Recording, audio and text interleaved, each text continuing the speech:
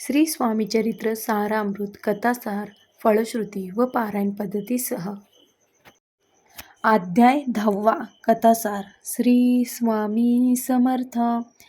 आपल्या गाठीशी पूर्वपुण्य होती म्हणूनच मनुष्य जन्म लाभला आणि हातून श्री स्वामींचे चरित्रलेखन घडत आहे ह्याविषयीचे कृतज्ञ व्यक्त करून ग्रंथकार पुढील कथेभागेस प्रारंभ करत आहेत. हावरे येथे बालप्पा नावाचे शरीफाचा व्यवहार करणारे सुखवस्तू यजुर्वेदी ब्राह्मण गृहस्थ राहत होते. वयाच्या 30शीनंतर एकाएकी त्यांचे मन संसारातून विरले व त्यांना परमार्थाची ओढ लागली. त्यांचे मन प्रपंचात रमेना. प्रपंच क्षणभंगुर असून त्यातील सुखसौख्यामागे धावण्यापेक्षा शाश्वत मुक्तिदायक परमार्थाकडे वळण्याची निश्चय त्यांनी केला. एक रात्री स्वप्नदृष्टामध्ये अनुकूल संकेत मिळताच बालप्पाने सोलापुरात जातो असे कारण देऊन घरदार सोडले आणि सद्गुरूच्या शोधात ते बाहेर पडले. मजल दरमजल करत ते मुरगुड ह्या क्षेत्री येऊन पोचले. मुरगुड येथे पूर्वी चिदंबर दीक्षित नावाचे सुप्रसिद्ध महापुरुष होऊन गेले. त्यांचा परिचय करून देताना ग्रंथकार सांगतात की मुरगुड येथे मल्हार दीक्षित नावाचे वेदशास्त्रात पारंगत असे विश्वभक्त ब्राह्मण गृहस्थ राहत होते. पोटी संतती नाही म्हणून उदास झालेले मल्हार दीक्षितांनी श्रीशंकराचे 12 वर्ष तप केले. तेव्हा त्यांना शिवप्रसादामुळे पुत्ररत्न प्राप्त झाले आणि साक्षात श्रीशंकर मल्हार पत्नीच्या पोटी जन्म घेते झाले. ह्या बालकाने 8व्या वर्षी मातेच्या हातीला जिवंत करून आपले देवत्व सिद्ध केले व त्यांच्याशी दुर्व्यवहार करणारे रावबाजी पेशव्यांचे राज्य लयाला गेले. ह्या चिदंबर सत्पुरुषांचे केलेल्या महायज्ञ सोहळ्यात आपण तूप वाढण्याचे काम केले असे खुद्द श्री स्वामींनी कथन केले होते. अशा ह्या पावन पुण्यशाली मुरगुड क्षेत्रातील चिदंबर दीक्षितांच्या भूमीत बालप्पा दाखल झाले. अध्याय 10वा समाप्त. श्री स्वामी समर्थ.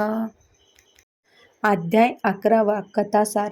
मागील अध्यायामध्ये बालप्पा मुरगुड क्षेत्री आल्याचे वर्तमान कथन करून ग्रंथकाराने मुरगुड येथे पूर्वी वास्तव केलेल्या चिदंबर दीक्षित नामक सत्पुरुषांचे अवतार कार्य देखील कथन केले आहे.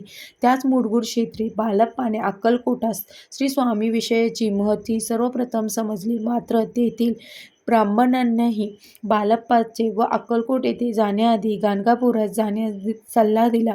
म्हणून बालप्पा मुरगुड येथून गाणगापूर ग्रामी दाखल झाले. गाणगापूर येथे मनोकामना धरून अनेक भक्तजन येत असत. कुणी संततीसाठी, कुणी संपत्तीसाठी, तर कुणी सुख व समाधानासाठी, तर कुणी प्रतिष्ठेच्या हव्यासापोटी गाणगापुरी क्षेत्री दाखल होत असत.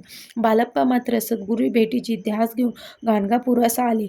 येथे आल्यावर त्यांनी स्वतःला सेवेकार्यात झोकून दिले. नित्यस्नान, मध्यम स्नान, संध्यावंदन आणि जप ध्यान नामस्मरण करत ते दिनक्रमण करणारे बालप्पा मधुकरी मागून स्वतःचा उदरनिर्वाह करत असत व पुढे महिन्याभराने बालप्पांना स्वप्नदृष्टांत घडला व त्या 3 यतिमूर्तींचा दर्शन त्यास घडले व त्यानंतर 15 दिवसांनी अन्य एका स्वप्नदृष्टामध्ये त्यांना एक ब्राह्मणाने अक्कलकोट येथे स्वामी दर्शनात जावे असे सांगितले. बालप्पांनी काही दिवस अनुष्ठानाचा नेम पुढे चालवला. त्यानंतर त्यांना काही शुभसंकेत प्राप्त झाले व अक्कलकोटात जाण्याविषयीचा दृष्टांत घडला. तेव्हा मात्र श्री नृसिंह सरस्वतींच्या वास्तवाने पुनीत झालेले गाणगापूर नगर सोडून बालप्पा अक्कलकोटाकडे रवाना झाले आणि श्री स्वामींचे सेवाकार्यास प्रारंभ करते झाले. येथून पुढे त्यांना सातत्याने साक्षात श्री स्वामींची सेवा करण्याची संधी लाभली. अध्याय 11वा समाप्त. श्री स्वामी समर्थ. अध्याय 12वा कथासार.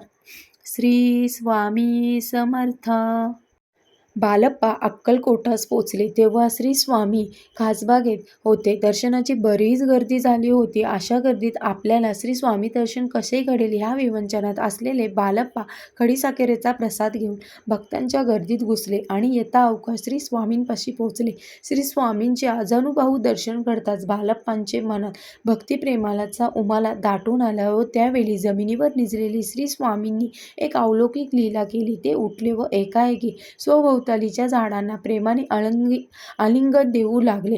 या कृतीद्वारे जणू त्यांनी बालप्पा विषयाचा लोभ प्रकट केला व श्री स्वामी दर्शन घेऊन बालप्पा धन्य झाले व अक्कलकोट मुक्काम असताना बालप्पाने नित्यनेमकपूर्वक अनुष्ठाने श्रेष्ठ कर्माचे आचरण ठेवणे सुरू ठेवले. मधुकरी मागून ते उद्धारनिर्वाह करत आणि उर्वरित वेळेत परमेश्वराचे चिंतन करत. त्यावेळी श्री स्वामींची सेवा म्हणावी तितक्या योग्य प्रकारे होत नसे.